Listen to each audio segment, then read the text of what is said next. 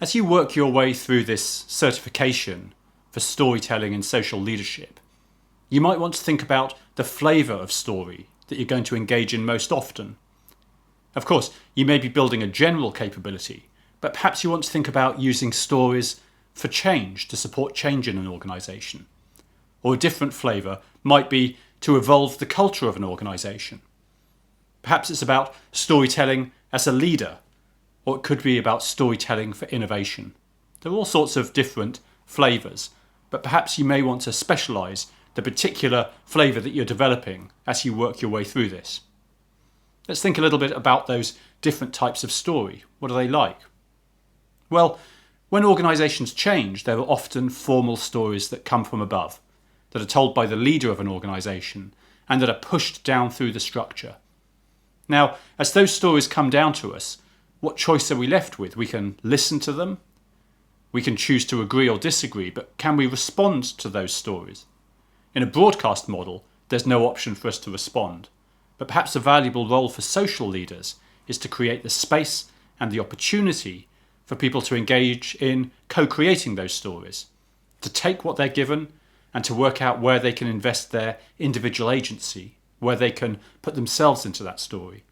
In that instance, we'd need to develop a very specific skill set, the ability to hold open a space, the ability to ensure that everybody has some type of power they can bring. If we lack formal positional power, perhaps we can bring the story of experience, the power that comes with experience, an authentic type of power. So for change, social leaders may not be helping with the broadcast of formal stories, but they might be helping us to hear the unheard wisdom of the wider organisation. When we think about culture, it's co-created by every individual in the minute of the day through their actions, the ways that we are with each other. So how are stories used in culture? Well, some stories are used at a hyperlocal level. When you join an organisation, it's those people who sit next to you, who you work with every day, that you interact with most often. It's the stories that they tell which give you your primary cultural alignment. Your understanding of the organisation comes through the stories that they share with you. But of course there are other types of stories that impact culture. How about the stories that interconnect all of the different tribes? Who's telling those stories?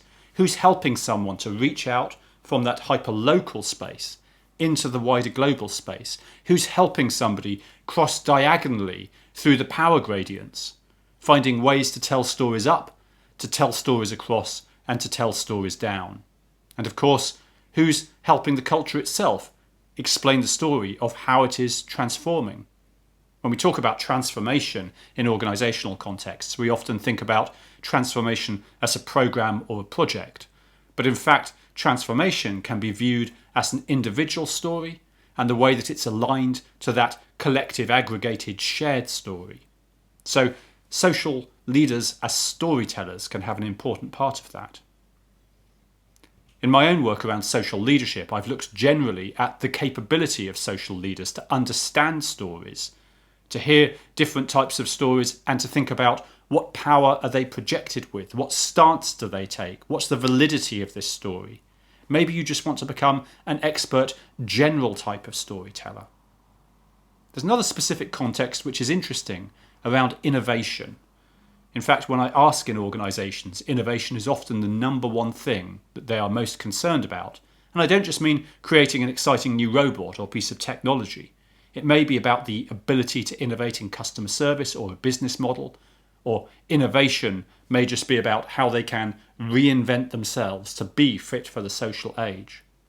The things that prevent us from innovating are not just a lack of individual brilliance. It's actually typically the constraint within a system.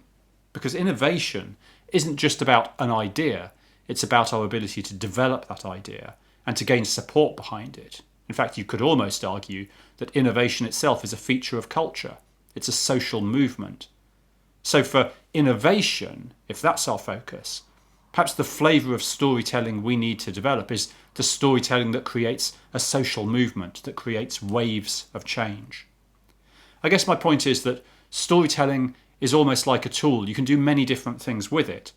And as you go through, you might want to think, what context do I want to focus on? What flavour of storytelling should I look at first of all?